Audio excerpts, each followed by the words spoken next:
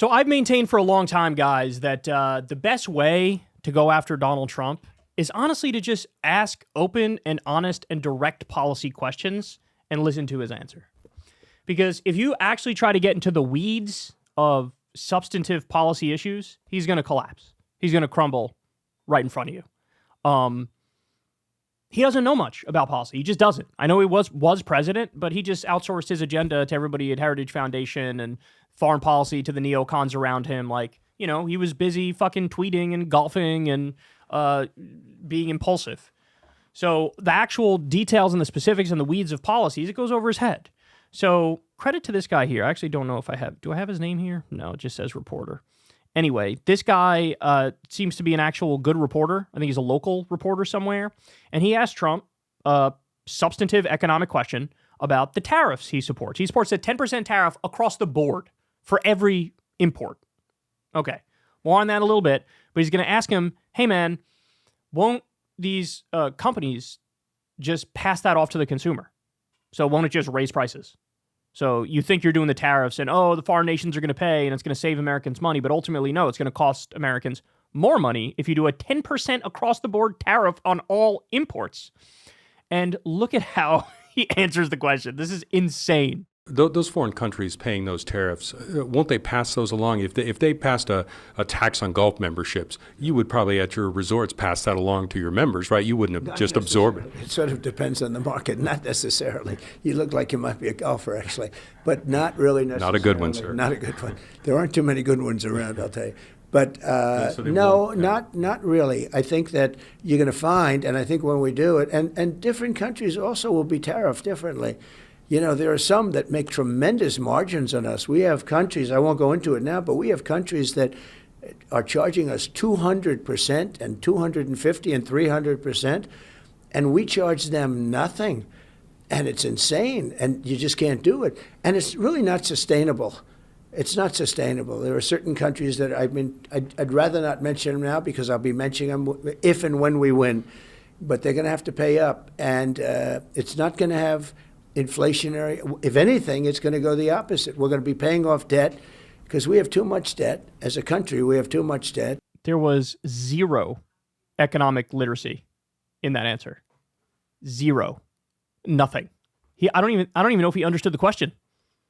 He was just right. It's not going to be inflationary. It's going to be the opposite, and we're going to pay down the debt. The debt? We're talking about the debt? He asked you about the tariffs. What are you talking about? Okay. So look, here, I'll break this down for you very simply.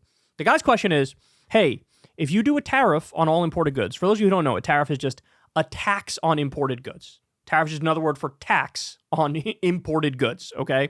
If you do a tariff on all imported goods across the board, if you do a 10% tariff, they're just going to raise prices to pass that off to the consumer. It's not like they're just going to eat the 10%, right?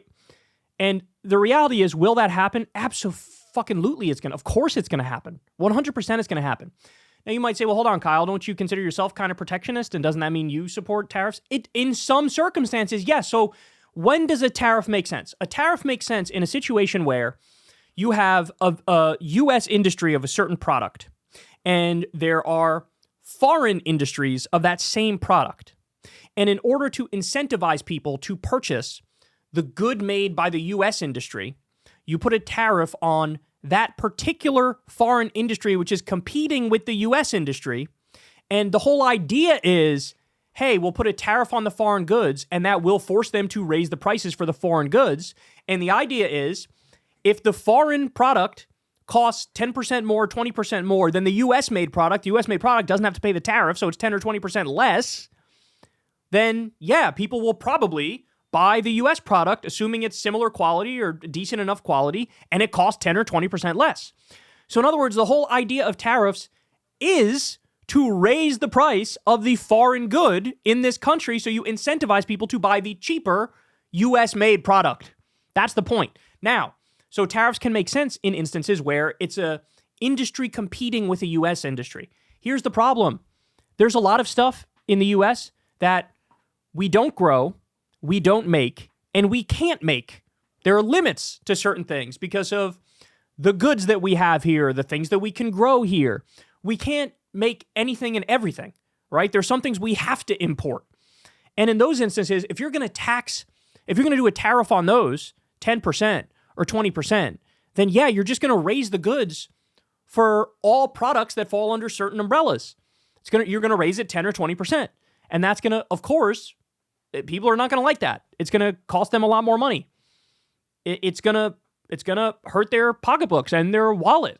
And they're going to be like, no, I don't want those tariffs. So it's one thing to do specific targeted tariffs against certain industries to incentivize people to buy the US-made products because the foreign products are now more expensive. That's one thing. In many instances, I totally support that. But it's a totally different thing to do an across-the-board tariff on every imported good that 100% is going to raise prices. And he literally couldn't understand the question. And he just said, no, it's actually going to be the opposite. And we're going to pay down the debt, and we're going to, it'll be good. It'll be good. He doesn't understand or know the first fucking thing about this. Guys, the whole point of the tariff is to raise the price, of the foreign product, of the foreign good. That's the whole point. So you incentivize people to buy the US-made product. But we don't have every industry here. The industries where we don't have domestic capability to make them, you're just going to raise the price for goods in the country across the board, which is insane. Insane. That's going to cost Americans so much more money, probably spark a trade war where other countries are like, okay, well, now we're going to tariff your products and raise it even more, right?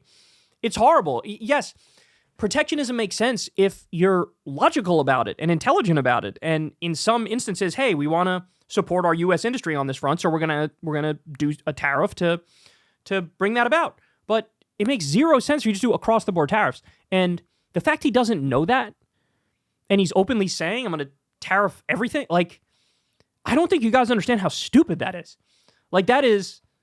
It's failing Econ 101 shit. It is miserably stupid. And again, I don't know where the debt, he brings up the debt. What are you talking about? And he says, no, it's actually going to be the opposite. It's not going to be inflationary. It's going to be the opposite. How the fuck would it be deflationary to do a 10% tariff across the board? That makes zero sense. Oh my God. Massively failing Econ 101. Credit to that guy for asking a real policy question. Look, I would love reporters. Just go back to the basics, man. Trump goes out there all the time and calls Kamala Harris a communist or a Marxist or a fascist or all of those things. Tim Walz, they call a Maoist. I would love for any reporter to just say, define communist. You say Kamala's a communist. Define communist. Define Marxist. Define Maoist, right? It would be a riot to watch him fall all over himself trying to do it. He won't be able to do it. He just, hey, this word sounds bad. I can use it in a derogatory way with a negative connotation. So let me just vomit it out. And nobody's ever going to ask me basic, hey, what is that? What do you mean by that? What's a communist to you?